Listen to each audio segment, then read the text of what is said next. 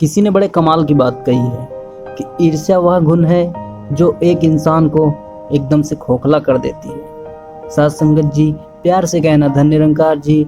निरंकारी दिव्य संदेश चैनल फिर से लाया है आप सबके लिए एक नई साखी। ईर्ष्या पर आधारित यह साखी बहुत सुंदर है, इसलिए साथ संगत जी वीडियो को पूरा देखिएगा। बात उस गांव की है जहां रमेश नाम का एक दर्जी रहता था। गांव का इकलौता दर्जी होने के कारण गांव के लोग उसके पास ही अपने कपड़े सिलवाने आया करते थे। इससे रमेश की अच्छी खासी कमाई हो जाया करती थी। रमेश जानता था कि गांव वालों के पास उसके पास आने के सिवाय कोई चारा नहीं है, जिसकी वजह से वह काफी भाव खाने लगा था। कभी कभी तो कपड़ों की सिलाई को लेकर कोई शिकायत लेकर आता तो उस पर उलझ पड़ता और उससे बदसलूकी करने लगता। लोग उससे बहुत परेशान थे, लेकिन कोई दूसरा विकल्प न होने के कारण वो बहुत मजबूर थे।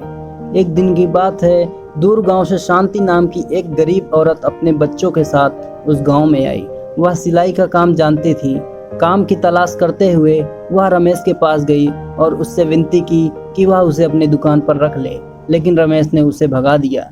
शांति के पास जो भी पैसे थे उसने एक छोटा सा कमरा लिया और उसमें सिलाई की मशीन रख ली। इस तरह उसने गांव में सिलाई का काम शुरू कर दिया।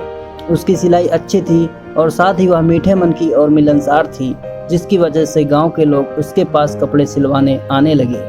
उसका सिलाई का काम अच्छा चलने लगा और अच्छी खासी कमाई होने लगी।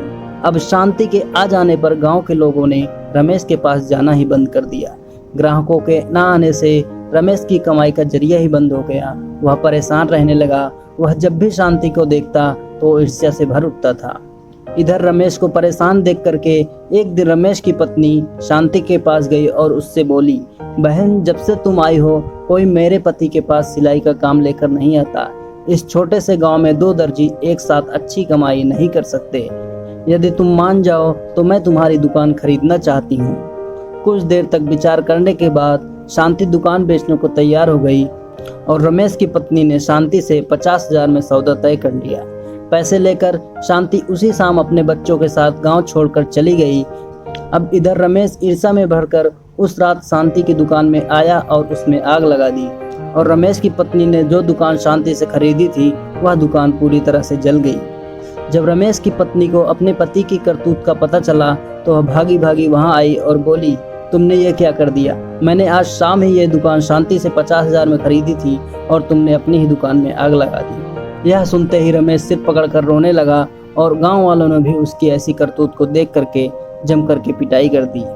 साथ संगत जी, यह छोटी सी साखी यहीं पर समाप्त हो जाती है, लेकिन यह साखी हमें एक बहुत बड़ी सीख देती है कि ईर्ष्या की भावना को कभी हमें अपने मन में स्थान नहीं देना चाहिए, क्योंकि यह दूसरों से कहीं ज़्यादा हमारा खुद का नुकसान करती है।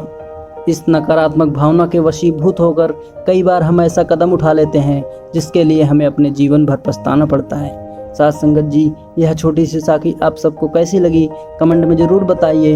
वीडियो अगर पसंद आया हो तो चैनल को सब्सक्राइब कीजिए और प्रेस कीजिए बेल आइकन को, ताकि हमारी नई साखी आप तक पहुंचे सबसे पहले। साथ संगत जी, प्यार से कहना धन निरंकार जी।